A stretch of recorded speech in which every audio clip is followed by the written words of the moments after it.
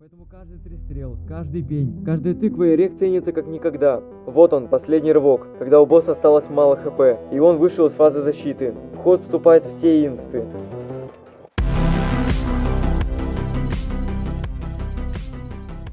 Долгожданная победа.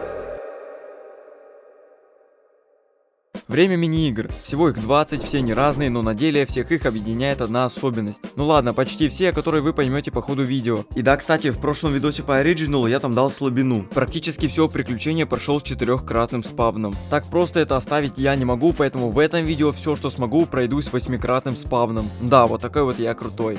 И я очень сильно пожалел о своем решении.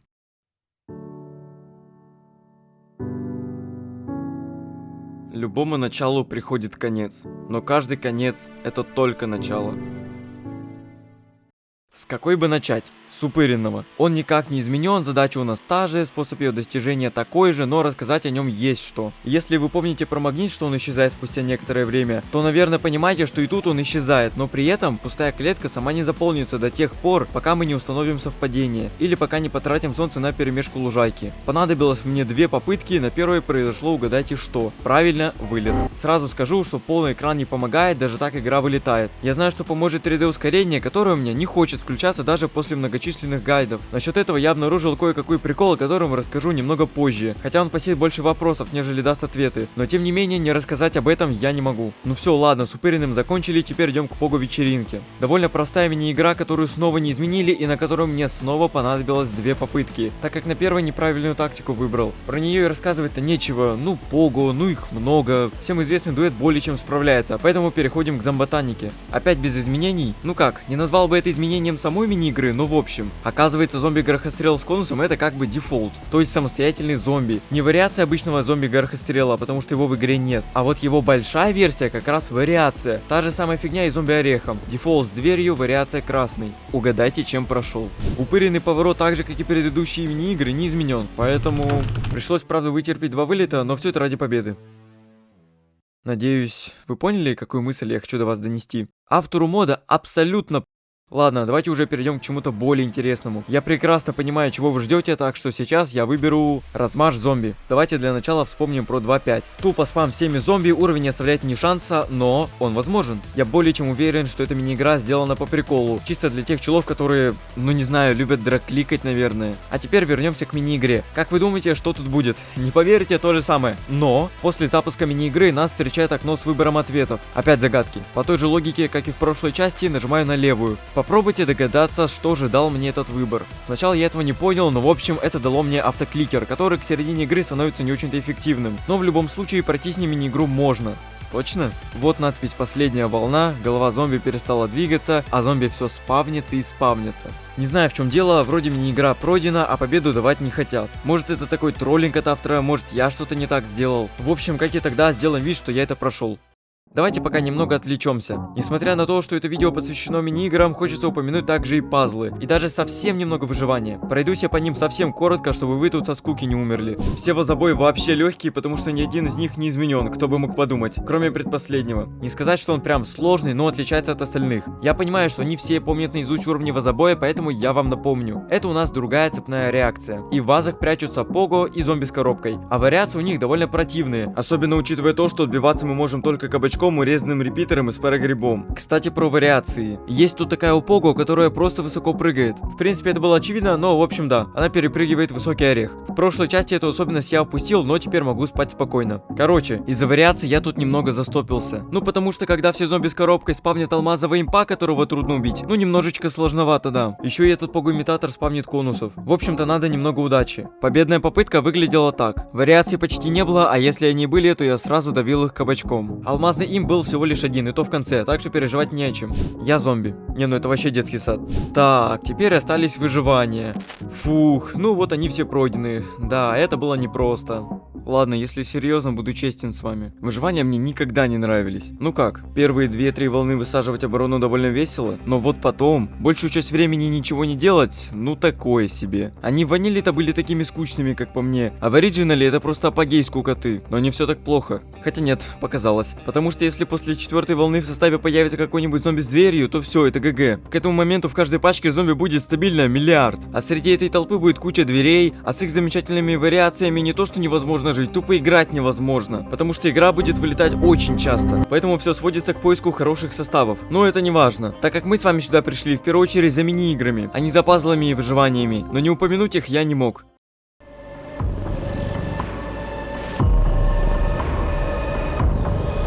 Шлепнуть себя каждый дурак сумеет всегда и во всякое время. Это самый трусливый и легкий выход из положения. Трудно жить?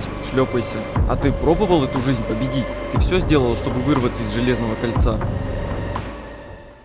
Увидеть звезды. Ну что тут вообще такого? Опять же, ничего не изменено. Нам все так же надо высадить звездоплоды в форме звезды. Состав зомби все такой же. Казалось бы, что может пойти не так?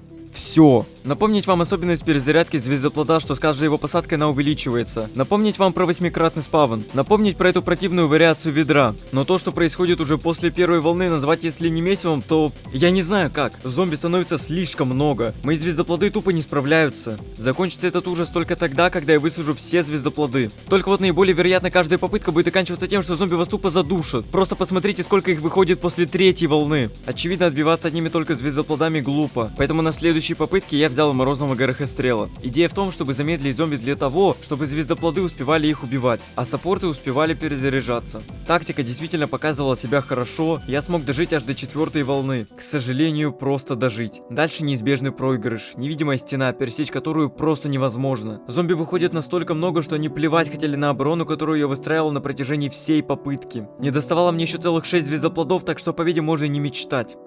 Казалось бы, простая задача, просто высадить растения в форме звезды, но зомби тупо не дают это сделать. Да и звездоплод перезаряжается с каждым разом все дольше и дольше, как будто специально издеваясь надо мной. Если бы он не перезаряжался так долго, или если бы у меня хотя бы был второй такой, то это уже заметно облегчило бы мне задачу.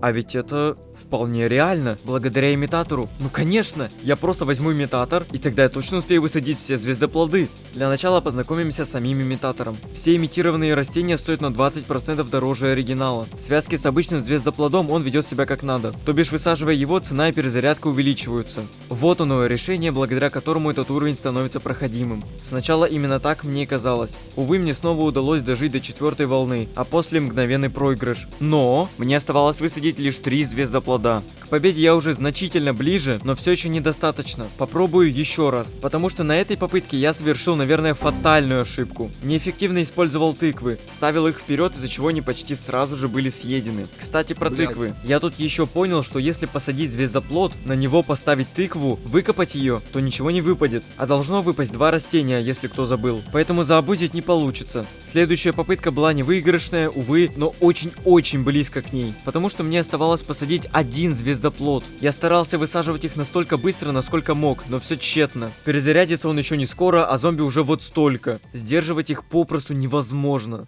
Ладно, давайте пока отложим этот уровень, вернусь к нему как-нибудь потом. А сейчас давайте... Последний рубеж. Эта мини-игра дает нам широкий простор для воплощения наших фантазий. Учитывая, что нам дают в начале 5000 солнц, а впоследствии дадут еще 2000, тактик можно придумать море. Только все они не сработают, потому что состав зомби это буквально лом, против которого нет приема, но уровень заставляет нас этот самый прием найти, выстроив максимально эффективную оборону в пределах нашего бюджета. По сути, в ванильной ПВЗ задача была точно такая же, только вот в оригинале она не то чтобы стала сложнее, она доведена до абсурда, чтобы я не пробовал делать все без толку. По большей части в этом виновата вариация с альманахом, потому что солнце у нас ограниченное, поэтому тратить на нее того же чомпера глупо. Надо просто задерживать до тех пор, пока не пройдет бессмертие. Высокие орехи мало чем помогут, обычно уж тем более. Да и морозные горохострелы не очень-то эффективные. Осталась единственная надежда на платные растения. И, увы, все они дерьмище полнейшее, кроме кукуруза-пушки, которая, правда, тут не поможет, и мракогреба. Замечает врагов в том же радиусе, но вот атакует...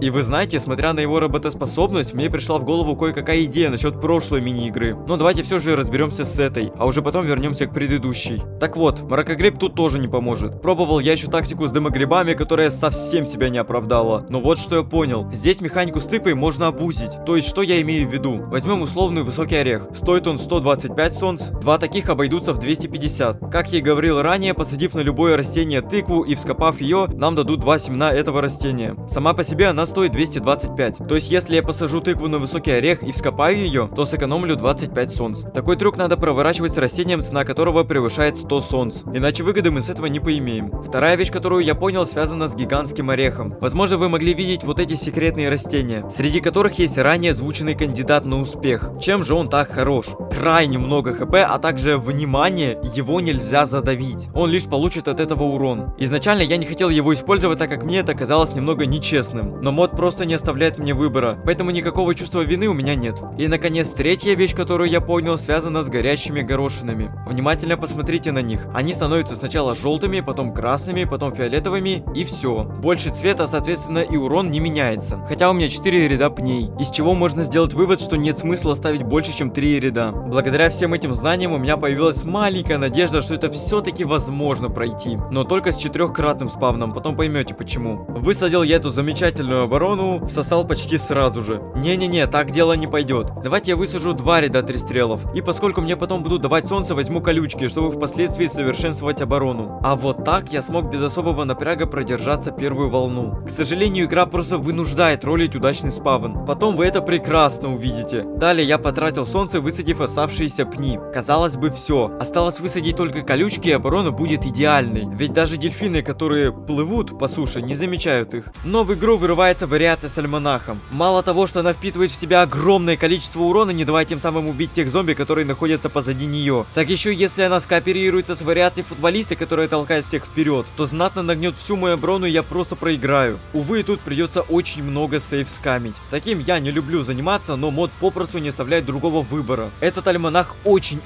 сильно руинит игру. Позади уже вторая волна, что не может не радовать. Да, кстати, прожить нам надо 5 волн. Во всяком случае, я на это надеюсь. Но раз уж предыдущие мини-игры не изменены, то и, наверное, это тоже. В общем, высадил я колючки на последний ряд, и чё-то как будто они не помогают, а наоборот мешают. Вообще, я заметил такую вещь. За эти 2 волны ни один дельфин не достиг вот этих 2 клеток. А раз колючки себя не оправдали, то лучше бы заменить их на что-нибудь другое. И поставить это сюда. Вспоминая мракогреб, про которого я не так давно сказал, что он не поможет, здесь он идеально подойдет. Но солнца надо потратить очень много, так что сейчас вместе рассчитаем бюджет для всей нашей обороны. Ура! На начальном этапе тратим также и столько же, как и на предыдущей попытке. Дальше в нашем распоряжении окажется 550 солнц. Но для одного только мракогреба понадобится 625 солнц, разумеется, с учетом тыквы. Так что 225 солнц я потрачу на 2 пня. Останется 325, дальше плюс 500, 825. Этого уже хватает на один мракогриб, останется 200. Дальше снова плюс 500, 700. Хватает на еще один мракогриб, останется 75. Дальше плюс 500, 575. Там уже будем смотреть по ситуации.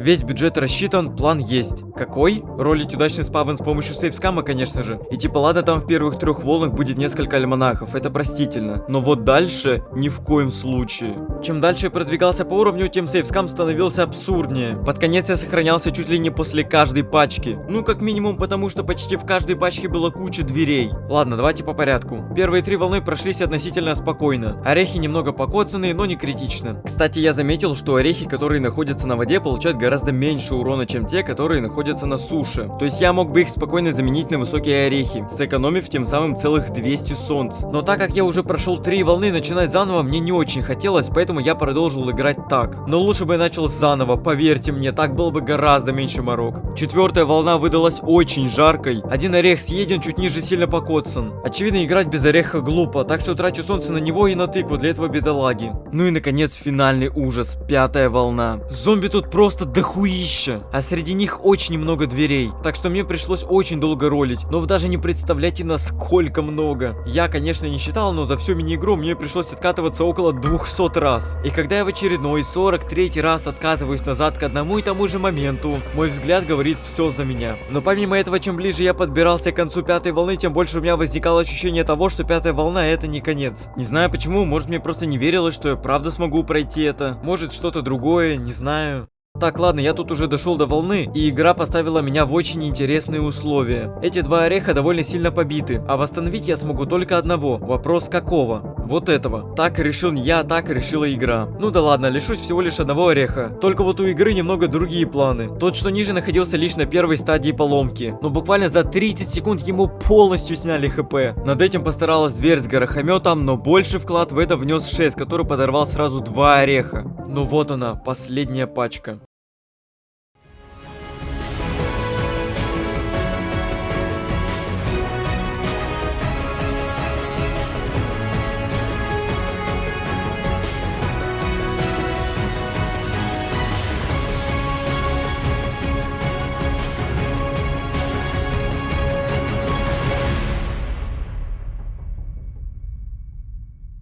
Это и вправду возможно. Сколько бы я до этого не пытался, ничего не выходило. И лишь на этапе написания сценария, когда я только-только начал писать про этот уровень, у меня в голове родилась идея. Последняя идея, как это можно попробовать пройти. Тогда я даже и не думал, что правда смогу это сделать. Вернемся к звездам. Если вы помните, то с прошлой мини-игры я приметил для себя мракогриба. Так что попробуем его тут. В теории он тут должен идеально подойти, потому что тут нужен именно урон сплэшем. Только вот, как его разместить? Вариантов у нас немного, поэтому попробую на предпоследнем ряду. В целом все идет довольно-таки неплохо. Ровно до 4-й волны. Тыквы съедаются слишком быстро. Ну не верю я, что даже мракогрибы не сработают. Надо просто немного подумать. Тыквы быстро съедаются, брать имитатор не могу, он занят звездоплодом. Ставить перед ними орехи тоже не получится. Надо как-то быстро восстанавливать тыквы. Точно, восстанавливать, то есть хилить. Я просто поставлю ряд фонарей рядом, которые будут хилить тыквы, и все. Только вот нюанс в том, что придется либо фонари вплотную к зомби ставить, либо мракогрибы. Если фонари, то мракогрибы будут малоэффективны. Так что выбора у меня нет.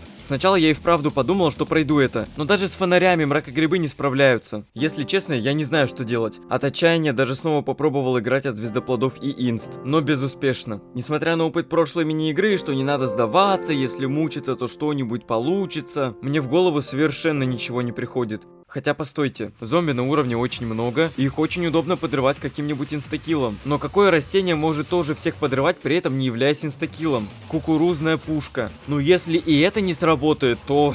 Да не, это точно сработает. Тем более, смотрите, для них как будто специально вот эти 4 места выделили. Надеюсь, столько хватит. Я еще и колючки вперед поставлю, чтобы немного притормозить зомби. Ну и что вы думаете? Да, черт возьми, пушки затащили. Почему я сразу до них не додумался? Они же прям очень эффективные, особенно когда все зомби слабачки. Эти две мини-игры мне буквально говорили не сдаваться. Придумывать какие-то необычные тактики или способы прохождения, пока я страдал на них. Я многому научился, но вот следующая мини-игра. Зомботаника 2.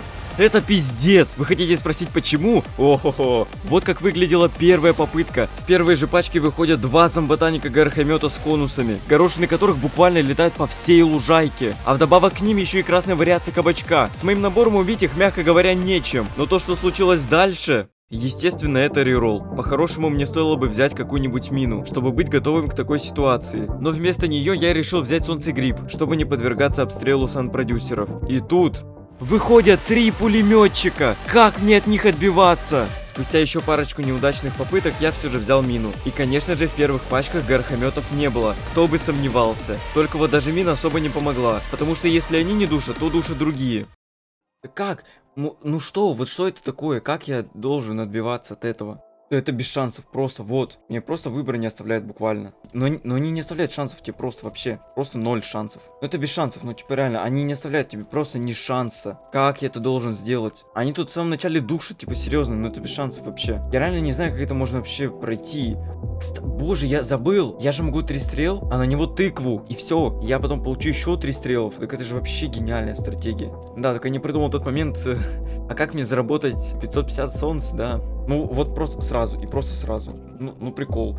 Он еще по нему даже не попадает. Это же еще круче получается вообще. Да без шансов нет, реально. Я даже так пробую, они тупо душат с самого же начала. Это без шансов вообще. Не, ты думаешь, я сдамся. Ты думаешь, я сдамся. Да, возможно, ты прав. Так, нет, ладно. Короче, в общем-то, идея вообще максимально тупая, глупая. Вообще, ты что делаешь, дурак? С одной стороны, можно так подумать. Ну, в целом, да, оправдания мне нет. Надо тупо реролить, пока не выйдет перец. Да, и все. Но из-за того, что, видите ли, PvZ Tools и PvZ Toolkit не видят этот долбанный оригинал. Ну, блин, такое говно никто не хочет видеть. Я, в принципе, соглашусь. Я не знаю, что мне делать вообще. Я не знаю. Мне, походу, реально придется это с 4-кратным спавном проходить. Ну, что по-другому это реально без шансов. Я понимаю, что сейчас пулеметчик выйдет, все, меня нахрен тут расстреляет, но мало ли есть шансы. Ну, так, просто, друг. Слушайте, что-то даже да получается на самом-то деле. Ну, что-то хреновое, конечно, ну ладно. Блин, да я не могу их очень много, реально, не, ну, типа, это очень трудно, их очень тут много. Стоп, что? Я выжил? Excuse me? Это я как такое вообще смог организовать мероприятие, это как?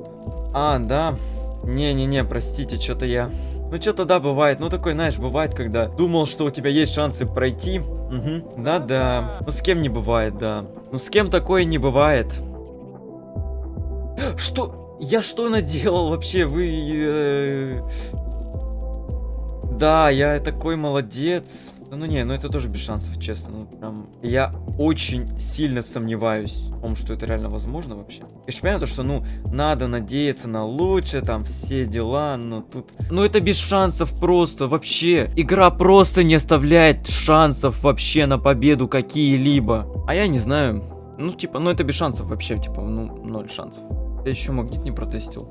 Я, по-моему, магнит один не протестил. Да мне пофигу. Слушайте, это рубрика эксперименты. Так. Серьезно, мне выпал хороший спавн, когда я набрал просто такого говна, чтобы эксперимент? Почему мне так не везет при обычных обстоятельствах, когда я набираю нормальные растения, а не когда я эксперименты ставлю? И чё, и зачем ты нужен? Типа это реально просто магнит, который что? Это реально просто обычный магнит? Ну, спасибо, да. Мне-то что делать? Да это невозможно с 8-кратным спавном. 4-кратным спавном я еще могу попробовать, но с 8-кратным, но это невозможно. Невозможно. Ну да, это так базово, когда выходят 2 пулеметчика, 2. А он не так уж и Ой, он слишком быстро, наверное, сожрет.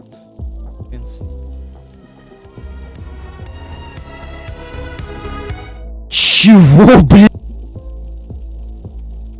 Не. Где взрыв?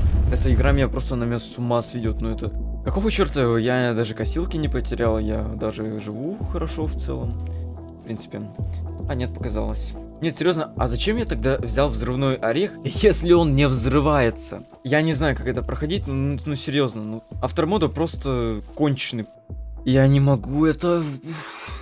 Как я это должен проходить? Как? Это невозможно просто. Исход 1, проигрыш. Придется с 4-кратным спавном. Гори в аду, автор мода. Ну, как вы поняли, с 8-кратным спавном у меня не получилось пройти. Так что попробуем с 4-кратным. Скажу так, играть было ощутимо проще. Но меня все равно интенсивно обстреливали. Но я хотя бы был к этому готов. И да, я высаживал 4-й ряд пней, потому что тогда еще не знал, что это бесполезно. А не потому, что я тупой. И вот знаете, глядя на то, как я прошел вторую зомботанику с 4-кратным спавном, потратив лишь 2 попытки, мне в голову не просто закралась мысль, она прям таки стопотом заселилась там, говоря мне, что это возможно пройти с 8-кратным спавном. Но не может такого быть, чтобы это было невозможно. И я решился попробовать сделать это в последний раз. Но сейчас тактика просто безупречна. Набираю как можно больше защитных растений. Но хотя бы один инстакилл все равно пригодится. Думаю, ничего объяснять не надо. Я просто буду ставить защитные растения по максимуму. Как вы думаете, что я узнал? Оказывается, чтобы этот взрывной орех выполнял одну из своих главных функций — взрыв, надо было просто на него нажать, и он взорвется 3 на 3. Причем взорвет он не только зомби, но и растения. Вот как до этого можно было додуматься?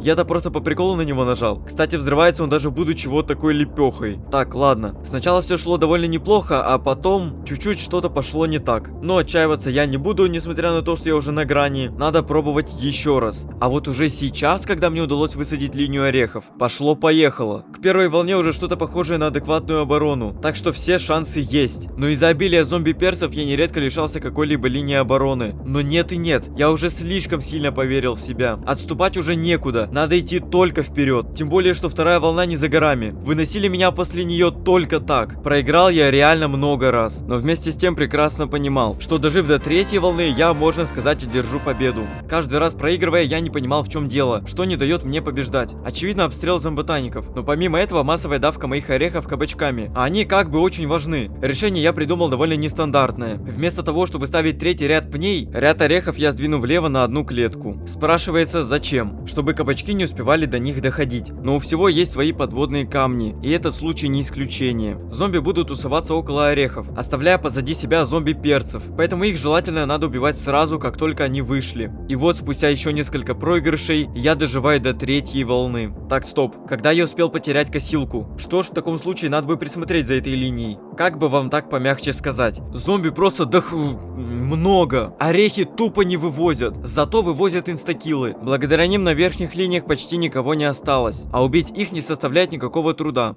Да уж, я уже третий раз подряд искренне думаю, что мини-игра невозможна с 8-кратным спавном. Но все же сквозь пот и слезы прохожу это. Просто невероятно. Давайте хоть отдохнем немного, что ли. А то я реально за эти 3 мини-игры вымотался. Возьмем, к примеру, маленькие зомби. По сути, это усложненный 3.5. Только вот осложнен он никак, буквально. Ну да, плюс одна волна. Ой, что же делать? Не, конечно, надо иметь небольшую удачу на вишне. И может это только мне с первой попытки так повезло. Но блин, чтобы так легко было, ну я не ожидал, правда. Знаете, у меня сложилось четкое ощущение того, что мини-игры в оригинале строго распределяются на 2 группы. Очень легкие и ебануто сложные. Ну подумайте сами, чего-то такого среднего просто не было. Ну, по крайней мере, пока что. Что ж, отдых окончен. Добро пожаловать в очередную конченую мини-игру. Удачи на бобслее. Стоит ли вам что-либо объяснять? На протяжении 4,5 волн только бобслисты и зомбони, включая вариацию, за которой крашится игра. Но даже если это вам кажется мелочью, то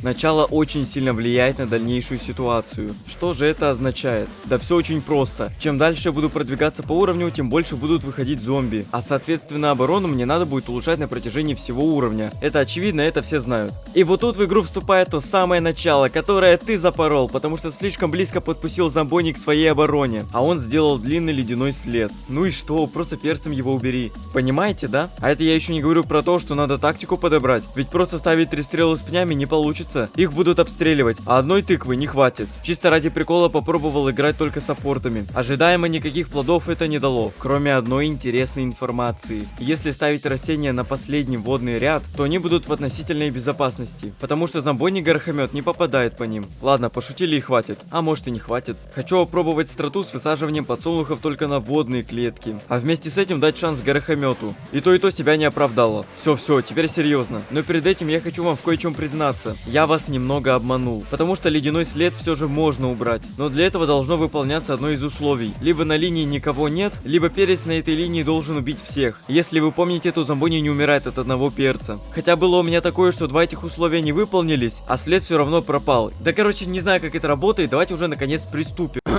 Монтирующий Дортин пришел сказать, что прошлый я немного не разобрался в том, как в принципе работает зомбони, потому что конкретно в данном отрывке все нормально, так как та часть зомбони, которая как раз таки создает ледяной след, находится за пределами экрана. И соответственно, когда я поставил перец, игра увидела, что никто не создает ледяной след, поэтому и позволила перцу его убрать. И еще кстати, если соседние зомбони не умерли, то след также не исчезает. Ну, это вроде логично было, но на всякий случай сказал. Вот, все. Продолжаем. В мою голову пришла гениальная идея играть пушками, так как 3 стрелами не получается. Я просто не успеваю ставить защитные растения, а без них оборону обстреливают только так. Поначалу все было вообще замечательно. Пушки справлялись на ура. Я успевал ставить защитные растения, но случилась беда, зомби слишком дохуя. Стреляю пушками в толпу, выходит новая. Пушки перезаряжаются, выходит новая. Я даже не смог дойти до 3-й волны. Что в таком случае делать?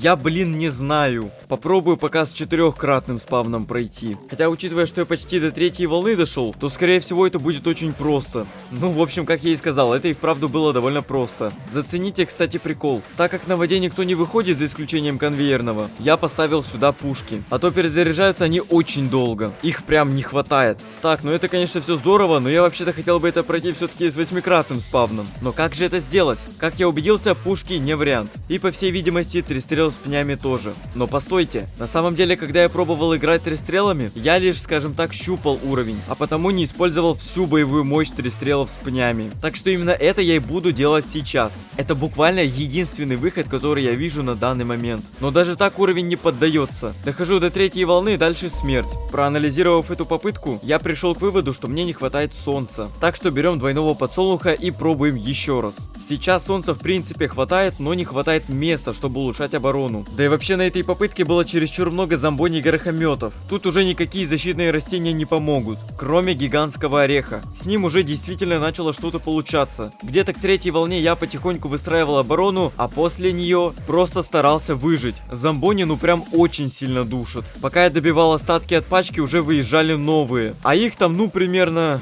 5, 6, овер дохуя. Что тыквы, что орехи сносили слишком быстро. Я вообще не знаю, как выживать в этом аду. Но тем не менее, вот он я, добрался до последней волны. И готовлюсь к победе, потому что дальше за меня все сделают косилки.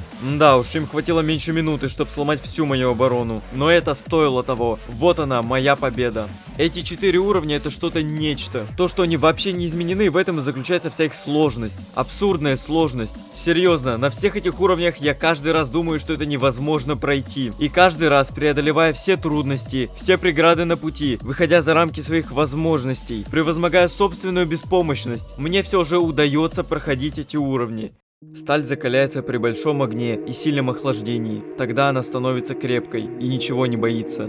Что-то слишком много я пафоса нагнал, так что давайте уже продолжим страдания на первом боулинге. Хотя на деле он не такой сложный. Всего лишь 2 волны, да и состав не такой противный. Просто я, как нетрудно догадаться, проходил эту мини-игру одной из первых. И я даже мог пройти ее с первой попытки, но очень-очень глупо зафейлился. Такой даже стыдно показывать, но да, в этом весь я. На второй попытке ситуация еще хуже. Зомби было что-то слишком дофига. Они прям реально душили, а орехов у меня осталось очень мало. Уж больно слабо верится в его проходимость. Причем это я играл с 4-кратным спавном. А что будет на 8-кратном, мы никогда не узнаем. Потому что, несмотря на то, какую кнопку я нажму при заходе в игру, на первом боулинге всегда будет 4-кратный спавн. Не знаю, в чем прикол, но на других уровнях такой аномалии не наблюдается. Тут у меня возникла такая мысль, а что если попробовать пройти это на старой версии оригинала?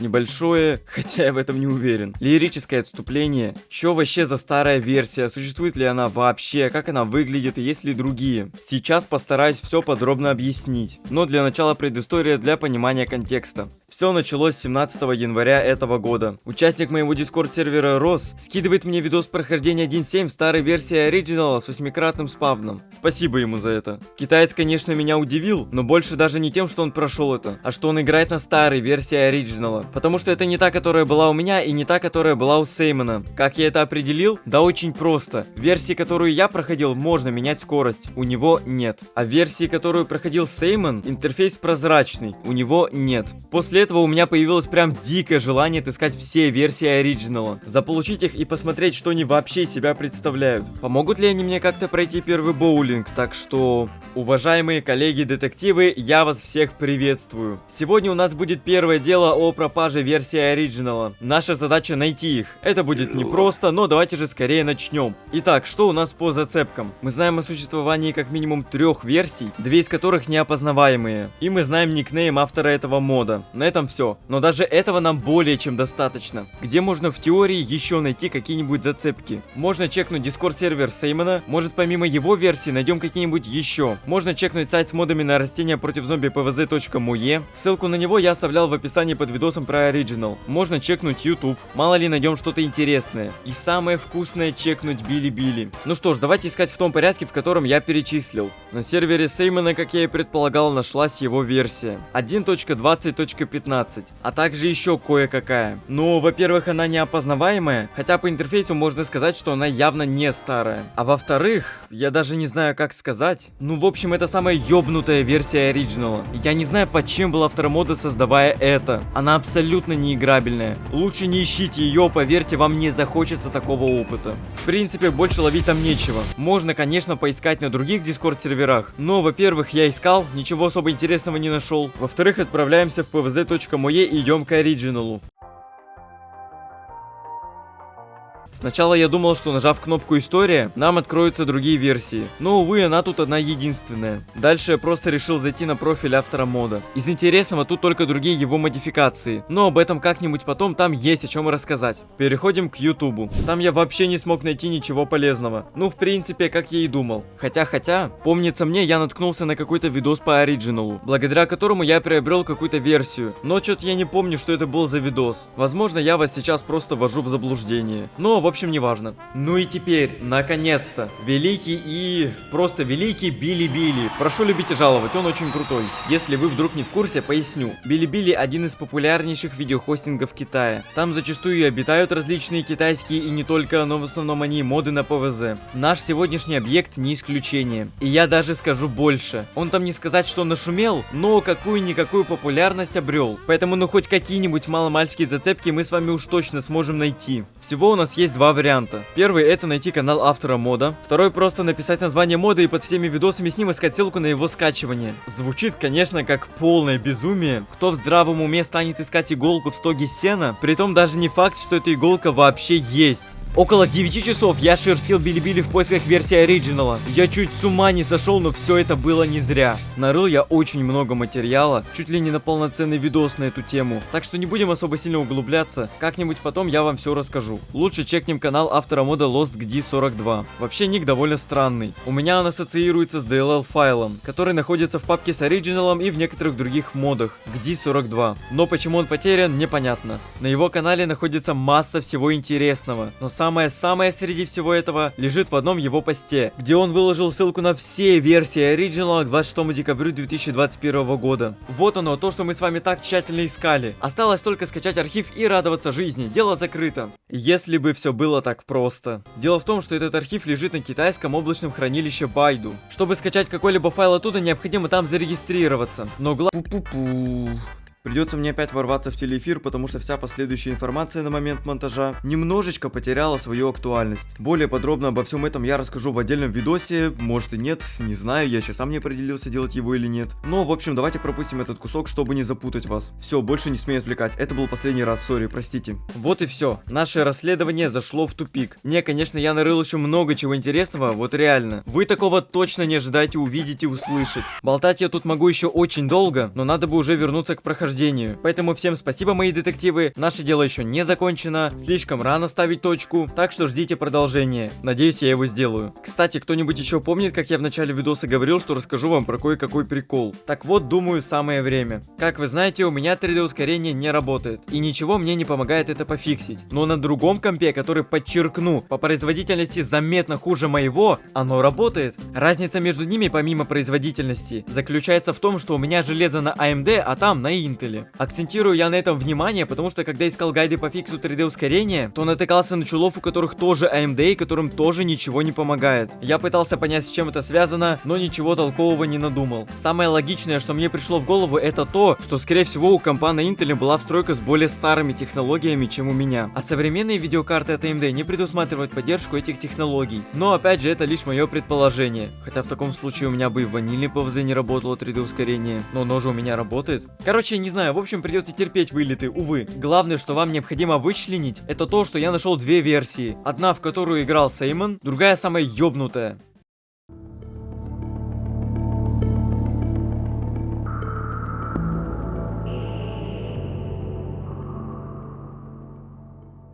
Первой у меня ничего не получилось, она даже немного сложнее, потому что шест превращается в ведро, а не в вариацию обычного зомби. Про вторую даже и говорить ничего не надо, там просто лютый ад. И да, даже не просите меня ее пройти, она без шуток крайне сложная. Я бы даже сказал на грани проходимого, если, конечно, вообще проходимая. Как-нибудь потом я вам покажу это, чтобы вы убедились в подлинности моих слов. В общем, возвращаемся обратно в родную новую версию и пытаемся там. Опять же, он не такой уж и сложный, надо просто немного поиграть, чтобы прочувствовать эту механику качащегося ореха. Также я нередко прибегал к такой хитрости. Если шест перейдет линию, за которой можно ставить орехи, то поставив его прямо под ноги, вместо перепрыгивания мы увидим смерть. Первая хорошая попытка была, когда я смог дойти до последней волны. В принципе, с нее я мог бы уже пройти этот уровень, но незадолго до второй волны потерял две косилки. А учитывая, какой наплыв зомби будет в конце, очень желательно иметь все косилки. Долго тянуть не буду, мини-игра недостойна этого. Поиграв еще немного, мне удалось сохранить все косилки к последней волне. улучшения ценой моих ореховых запасов. Но, как вы понимаете, это окупилось. Осталось лишь максимально задерживать зомби, чтобы они не сразу дошли до косилок. Вот и все. А теперь предлагаю сыграть в казино. Да не, я не это имел в виду, вы что? Вот в это казино, разумеется. Сама по себе мини-игра несложная, руинить все может только вариация ведра. И, конечно же, великолепная удача. Не везло мне всего лишь 3 попытки, а на 4-й, выбив джекпот в размере 1000, я был просто уверен, что эта попытка будет победной. Ну, собственно, так и оказалось. Что-то как-то слишком коротко я прошелся, так что навалю вам интересный факт. В каждой ячейке нам может выпасть 6 различных предметов. Возведя это число в 3-ю степень, мы получим количество всех возможных комбинаций.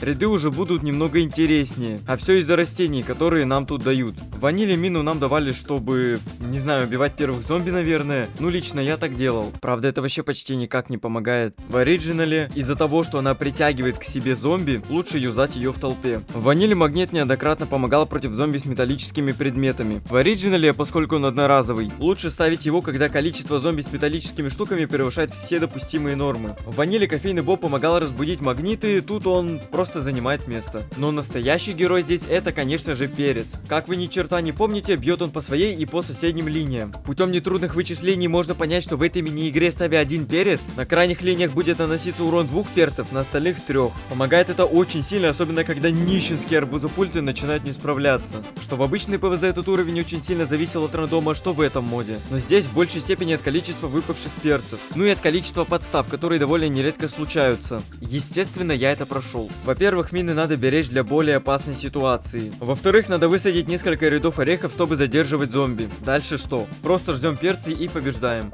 Зомбаквариум. Ну, я даже не знаю. Мне понадобилось всего лишь чуть больше минуты, чтобы это пройти. Из интересного тут разве что тот факт, что водолаз может быть как обычным, так и вариацией. Ой, то есть, это был очень сложный уровень. Мне понадобилось миллиард попыток, чтобы... Ну все, я вас понял. Зомби легкий, зомби быстрый. Если вы не помните фишку этой мини-игры, то я вам напомню. Игра просто ускорена в 2 раза. Но основная сложность далеко не в этом, а в составе зомби, который тупо не дает развиться в самом начале. Дельфины в первой пачке? Да пожалуйста. Шест? Конечно. Все вместе? Пфф. Как 2 пальца обоссать. А если ты не смог высадить что-то в первых 3 пачках, можешь смело перезапускать. Ой, да, чуть не забыл. 4,5 волны не хочешь? Тут важно понимать, что раз сильных зомби по типу ведра или футболиста нет, то высадить надо хотя бы один ряд пристрелов с пнями. А там дальше просто добавлять пни. Оборона сама будет справляться, но как это сделать? Никак. Я пробовал и репитеров, и не репитеров, ничего не вышло. Ладно, решение я все-таки нашел. Тыквы. В очередной раз они меня спасают. Ставим одну на 3 стрела и вуаля, у нас уже 3 атакующих растения. Как вы понимаете, это все стоит денег, причем немалых. От первых-то зомби нам все же надо как-то отбиваться. И да, и нет. Те, что на суше, их будем пропускать до косилки. И пока они до туда бегут, у нас уже хватит солнца на первые нужды. Дальше ставим подсолнухи, меняем на пни, иногда юзаем бловера. Ну, как-то так это и проходится. Но постойте, у меня же нет 4 косилок. Как я собираюсь жить в конце? Да все просто. Так как на уровне одни слабачки, для которых нужно не так много урона, вишня сделает всю грязную работу. Что, думали, все сложные мини-игры позади? Как бы не так. Нас ждет Боулинг 2. Ой, я даже не знаю, с чего начать. Хотя нет, знаю. Я вам просто покажу данный отрывок. Это лучше всяких слов.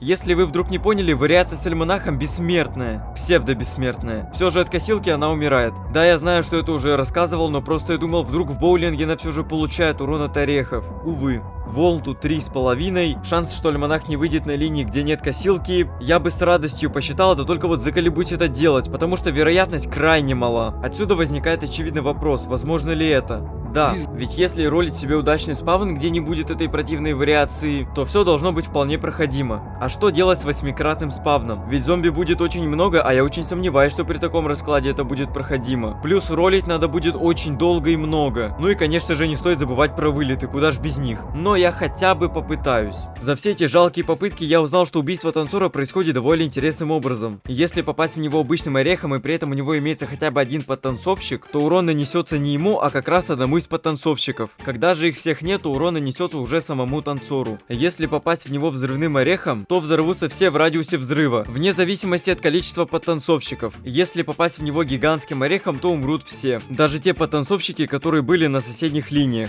Супер странно, но ладно. В общем, с 8-кратным спавном я смог преодолеть рубеж лишь в одну волну. Попробовал с 4-кратным спавном. И что вы думаете? Я прошел. Доволен ли я этим результатом? Отнюдь. Я понимал, что надо сидеть до талого и пытаться проходить с 8-кратным спавном. И я ведь пытался. Действительно пытался. Но ничего не выходило. Это тупо бесконечные рероллы. Потому что помимо того, что мне надо выролить спавн без вариаций с альманахом, так мне еще надо с таким спавном как-то жить.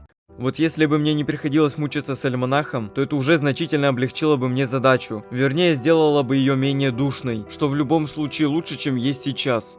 И вы знаете, на самом деле он смертен. И речь сейчас даже не про косилки или чомпера. Фишка в том, что пока он держит альманах, он уязвим ко взрывам. То есть убивать его надо только взрывным орехом. Я уже и не помню, откуда это узнал. Возможно, во время прохождения одной из мини-игр. Но факт в том, что теперь этот уровень стал менее душным. С другой стороны, придется экономить взрывные орехи для альманаха, что не очень круто. Но несмотря на это, я поверил в себя. Поэтому для начала с полученными знаниями пройдем с 4-кратным спавном. Благодаря какому-никакому опыту с первого боулинга. Потратил я не так много попыток. Но только вот после этого у меня появились маленькие опасения, что с 8-кратным это чуть-чуть невозможно. Учитывая, что я еле-еле продержался до последней волны, а там потерял все косилки. Но я должен пытаться. На прошлых мини-играх в сущности была такая же ситуация. Но по итогу-то я их прошел, так что мне ничего не мешает сделать это и сейчас. Как бы не так. Уже к первой волне становится ясно, что орехов будет тупо не хватать. Поэтому очень важно распоряжаться каждым данным орехом грамотно. Кое-как я дошел до второй волны. Орехи на удивление еще есть. Но поверьте мне, этого далеко не хватит.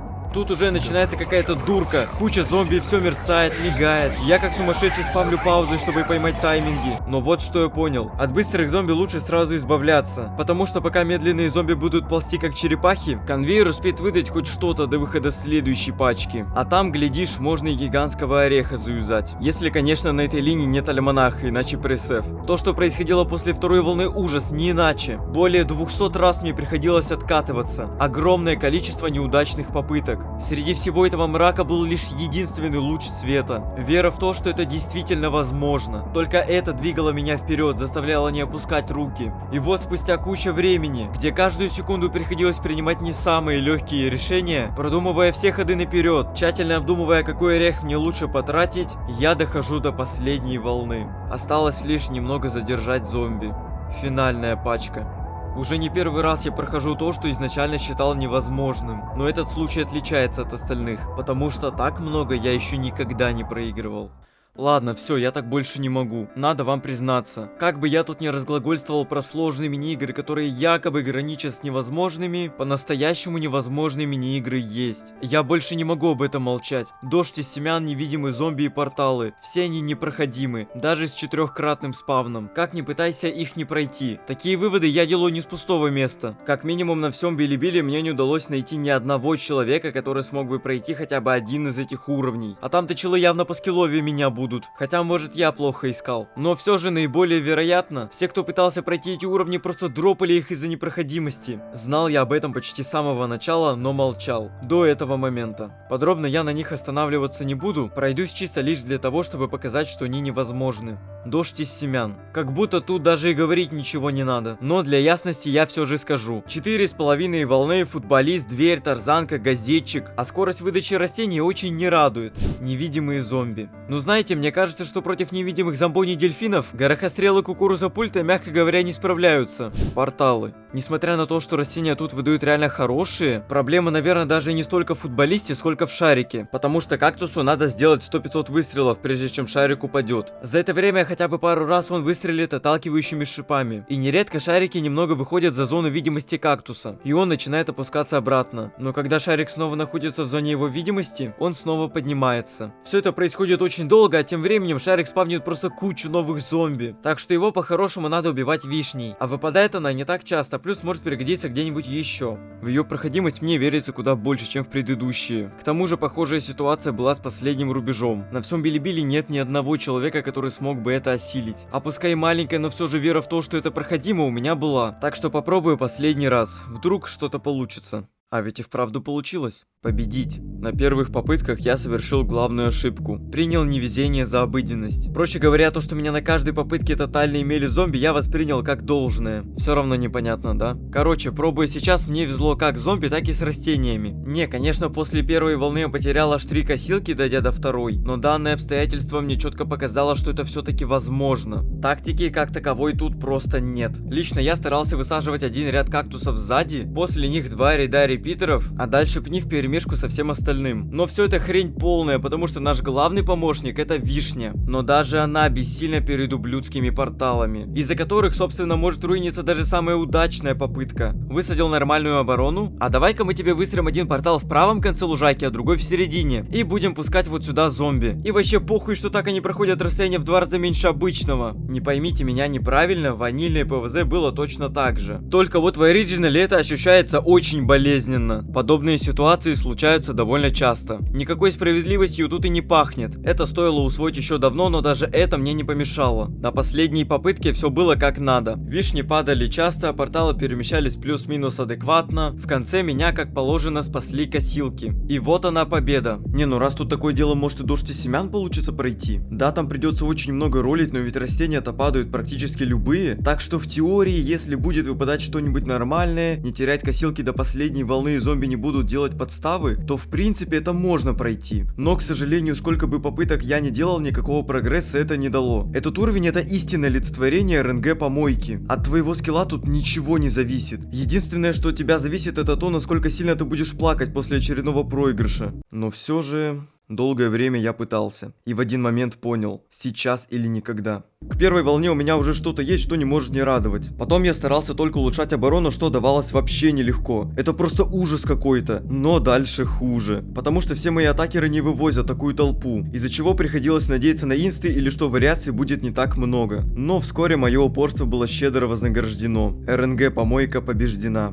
Но в каждой бочке меда есть своя ложка дегтя. Только в моем случае это нахуй целая кастрюля дегтя. Потому что проходил я это с 4-кратным спавном. В чем же проблема 8-кратного? Ну, зомби там душат с самого начала и не прекращают это до конца уровня. Важная поправка. Эти уровни возможны. Неважно с каким спавном, надо просто понимать, что все они РНГ помойка. Тут влияние рандома куда больше, чем в уровнях, где как минимум можно выбирать растения. Остались невидимые зомби. Раз я 2 предыдущие мини-игры осилил, то и эту наверняка смогу. Снимите розовые очки. Если там против сильных зомби нам давали сильные растения, то здесь против сильных зомби нам дают говнище полнейшее. Я честно пытался это пройти. Но тут хоть сейвскайм, хоть нет, вряд ли из этого выйдет что-то дельное. При таком раскладе осталась последняя мини-игра. Месть доктора Зомбоса. От 5.10 она отличается никак. Это буквально он и есть, только по другим названиям. Что ж, получается на этом все. Я просто не могу заставить себя выдавливать какую-либо положительную эмоцию, зная, что есть 2 мини-игры, которые мне не удалось пройти в принципе, и 2, которые я прошел лишь 4-кратным спавном. Я уж точно не могу назвать себя победителем в такой ситуации. С другой стороны, а что мне еще делать? От меня это фактически никак не зависело. Автор мода даже не удосужился проверить мини-игры на играбельность. Но, понятное дело, это никак не отменяет тот факт, что я проиграл. Но вообще, это нормально, проигрывать. Потому что это реальная жизнь. Все мы избалованы различного рода сказками. Да и вообще какими-либо произведениями. Будь то фильм, компьютерная игра или книга, неважно. Зачастую добро побеждает зло. В какой бы ситуации герои ни находились, они всегда находят выход и побеждают. Но ведь в реальной жизни все не так. Понятное дело, что мир не делится на добро и зло, он не черно-белый. Все устроено куда сложнее. Но мы очень часто сталкиваемся с тем, что нам не под силу. Надо уметь принимать поражение, как сейчас. Да, я проиграл, но все, с чем я столкнулся в ходе прохождения, так или иначе чему-то меня научило. Я получил самое ценное в жизни человека. Опыт и эмоции. Просто запомните раз и навсегда. Хэппи-энд случается далеко не всякий раз. Это было поистине увлекательное путешествие. Но у всего есть свой конец. И конец этого приключения уже наступил. Всем спасибо, кто смотрел. Надеюсь, скоро увидимся. Всем пока. Стойте, стойте, нет, я не могу закончить видео на такой унылейшей ноте. Просто забудьте, что я говорил ранее. Столько времени я нес пургу про то, что пересиливал себя, проходил очень сложные уровни, и все ради чего? Ради того, чтобы в конце сказать, что так и так я проиграл, и все это было зря? Нет, нет. Знаете что? В конце предыдущей части оригинала я показывал отрывок одной из новых мини-игр. Так вот, сейчас я пройду все новые мини-игры с 8-кратным спавном. Ведь их-то автор мода точно должен был протестить, так? Ведь они-то должны быть проходимы, правильно? Сегодня проиграет кто угодно. Но только не я! Прикол первой мини-игры разгадать нетрудно. Прилив и отлив, смывающие растения. Причем, если вы думаете, что ну по-любому больше половины лужайки наводнения затрагивать не будет, то вы очень сильно ошибаетесь. Нам спокойно могут оставить всего лишь один ряд, автор плевать хотел на справедливость, остается лишь смириться с этим. Прикол еще в том, что в составе есть водолаз, но как он будет плавать? Так же, как и дельфин, по земле. На первой попытке к таким приколам я, естественно, был не готов. Потом я уже немного понял, что к чему, но вот то, что произошло после первой волны, такого я не ожидал. А ведь это даже не то, что я сказал немного ранее. Тогда я в принципе не верил, что может быть хуже. Но, как оказалось впоследствии, еще как может. Вообще, на удивление, это один из немногих уровней, где тактика с стрелом и пнем не то, что не самая лучшая. Она тупо не прокатит. Думаю, очевидно почему. В таком случае встает вопрос, чем же это проходить? А это мы сейчас и будем выяснять. Звездоплоды? Не-а. Может, репитеры? Нет. За эти пробные попытки я узнал, что наводнение это оказывается заскриптованное. То есть во всех попытках оно будет вести себя одинаково. А еще, помните приколдес про перца, что он притягивает выживших после взрыва зомби на свою линию? Так вот, притягивает он даже загипнотизированного газетчика из ромашки. Да, я знаю, что это никому не интересно, кроме меня, поэтому будем пробовать снова звездоплодами. Но на этот раз я буду копить кучу солнца, чтобы восстановить оборону. Конечно же, набрал кучу инстакилов и проворачивал трюк с тыквой на ромашку. Причем тактика показала себя довольно хорошо. Я дошел аж до второй волны. К сожалению, только это и смог сделать. Но мне кажется, что ей и надо играть. Ромашка прям супер имбовая. Но зомби тоже не дремлют. Особенно показательно это после второй волны, где зомби занимают чуть ли не половину всей лужайки. Проиграл я еще раз 20-30, прежде чем смог дойти до последней волны, не потеряв ни единой косилки. Ну и дальше, как вы понимаете, победа. Следующая мини-игра Old Queen. Название абсолютно не стакается с ее главными приколами, которые вы могли видеть во второй части ПВЗ. Целых 6 подсолнухов, которые нам надо защитить. При потере хотя бы одного из них мгновенный проигрыш. А еще вот этого можно катать вдоль ряда. Ну и еще одно такое же место. Скорее всего, это отсылка на ПВЗ Eclipse, потому что там есть уровень с похожим названием. Только там условия более жесткие. Хорошо, что автор мода сошел с ума не до конца, потому что такое на оригинале, мне кажется, никто бы не осилил. Состав зомби прям таки норовит уничтожить эти подсолнухи, поэтому по-любому надо брать пальму, тыкву и орех. Играть я буду, естественно, 3 стрелами. По-моему, по-другому тут никак. Кстати, благодаря тому, что вот этот подсолнух можно катать, я могу обезвреживать кабачков и не давать Гаргантюа продвигаться вперед. Первые попытки надо было привыкать защищать в первую очередь его, потому что довольно часто я проигрывал, теряя именно этот подсолнух. Вначале развиваться довольно тяжело, несмотря на 6 начальных подсолнухов. Но главное, жесть впереди. Как минимум то, что иногда могут создаваться безвыходные ситуации для этого бедолаги, когда его буквально некуда передвинуть. В любом месте ждет смерть. Справедливостью тут и в помине не пахнет, но кому не все равно. Мне. Нынешняя тактика показывает себя не очень хорошо, поэтому я попробую набрать побольше защитных растений. В целом, эта тактика показала себя уже лучше, я бы даже сказал отлично. Ровно до последней волны. На самом деле, эта мини-игра кардинально отличается от остальных, но не тем, про что я говорил. Главная сложность заключается в том, что эту мини-игру надо пройти без потерь косилок. Как вы могли заметить, на каждой линии есть хотя бы один подсолнух, который надо защитить. Если же на других уровнях в конце можно было пустить зомби до конца лужайки при условии наличия косилок, то здесь так не выйдет. Можно, конечно, сделать это с помощью лестницы или чертенка, но организовать это будет непросто. Выходит, что нам надо убить вообще всех зомби в конце, не потратив ни единой косилки. Звучит уже страшно, но стоит также вспомнить про вариации двери, из-за которых я чаще всего и сливался. В общем, после кучи проигрышей я понял, что моя оборона под конец тупо не справляется. Кардинально я менять ничего не собираюсь, всего лишь добавлю 3 стрелов. По идее, ДПС должен стать больше. Также вместо пальмы и мины возьму взрывного ореха и ромашку. Вопрос, что я в таком случае буду делать с катапультами? Ответ прост: орехи. Так я без проблем дошел до второй волны, а дальше мрак. Свыше 50 вылетов, прежде чем мне удалось дойти до последней волны. Вы не представляете, как в моменте мне хотелось просто дропнуть это все. Но я просто не мог сдаться, уж слишком длинный путь я проделал до этой мини-игры. Последняя волна, которой я был готов, но увы, это ложь. Больше сотни вылетов только в этом месте. Я вообще не шучу. За это время я уже смог полностью отточить все свои действия во время концовки. Они заключались в том, что я ставлю бловера на заранее посаженную тыкву. Когда он завершает свою работу, я выкапываю эту тыкву и снова его ставлю. Поскольку у меня в запасе есть еще 2 тыквы, эту схему я проделываю еще 2 раза. Сквозь бури и град, сквозь слаги и вылеты, сквозь сотни преград я наконец-то смог это осилить.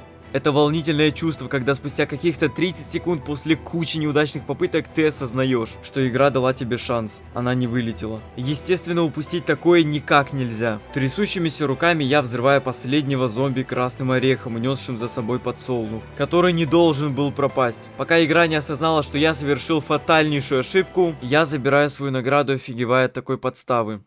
Дальше у нас... Это точно мини-игра? Попробую объяснить, что тут вообще творится. Как я понял, это вовсе не мини-игра. Создан этот уровень, скорее всего, для того, чтобы тестировать свою оборону, просто поубивать зомбей или, возможно, для фарма монет. Это все мои предположения. Ах да, это непроходимо. Но не потому, что это очень сложно, а потому, что тут буквально нет конца. Убийство последнего зомби, награда, ничего того, что могло бы ознаменовать окончание уровня. Кроме поражения, но рассказать все равно есть о чем. Первое и самое главное... Да вы просто взгляните на это. Это же могила, которая вылезла прямо у нас на глазах. Если вы думаете, что я излишне драматизирую или иронизирую насчет этого, то вы ошибаетесь. Это и вправду очень удивительно, потому что, если вы не помните, в этом моде, вернее, на этой версии, могилы отсутствуют от слова совсем. Исключение 2 колотушки и Grave Danger. К такому повороту событий я, очевидно, был не готов. Но на второй раз, взяв могилоеда, можно было начинать мясорубку. Правда, минут через, не знаю, 10-20 это начинает потихоньку надоедать. Солнце нам дают по КД из-за каких-то событий, я просто так и не понял почему. Время от времени нам будут давать вишню, которая причем не исчезает. Иногда будет вылезать вот эта плашка, повествующая нам о различных бонусах, если их, конечно, дали. Одна из таких мне вообще дала снаряды отталкивающих звезд. То есть буквально звезды появлялись из ниоткуда. Да, в общем-то и все на этом. Особо зацикливаться я не хочу, поэтому переходим к...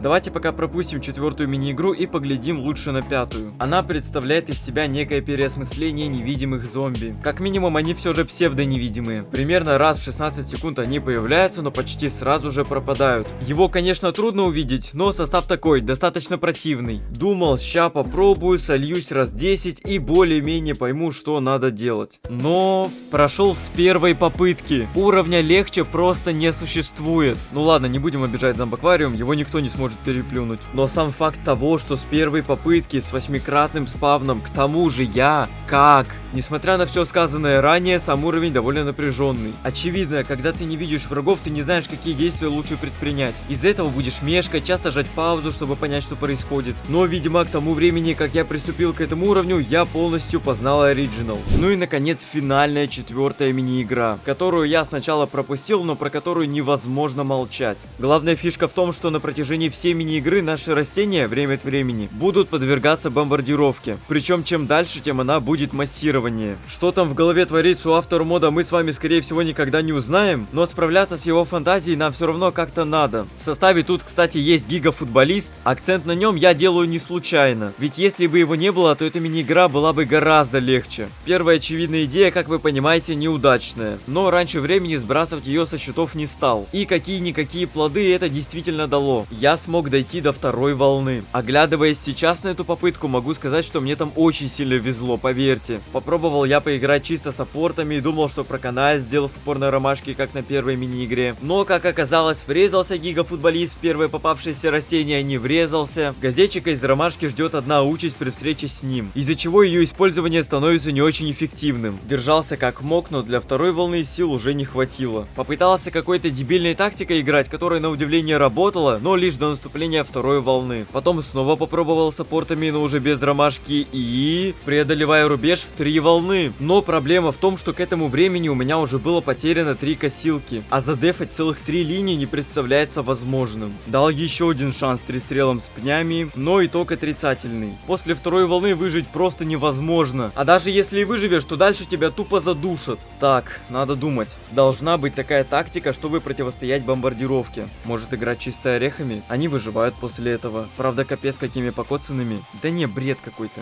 Кстати, эта метка мне чем-то напоминает метку Тарзанки. Ну, знаете, когда перед тем, чтобы украсть растение, он сначала ее кидает, а потом крадет. Да не, это же... Это же слишком глупо.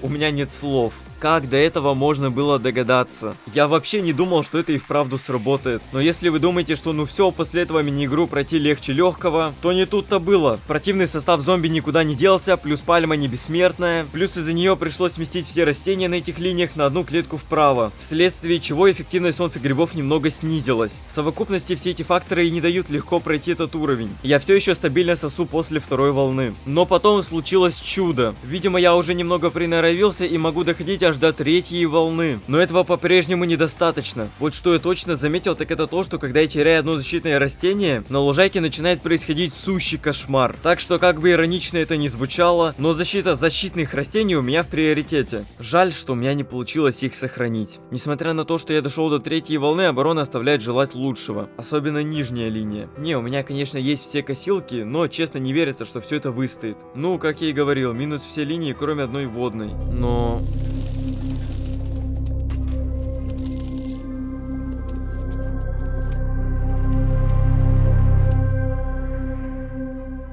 О господи, я и вправду это сделал. Все, я больше никогда сюда не вернусь. Я забуду это как страшный сон.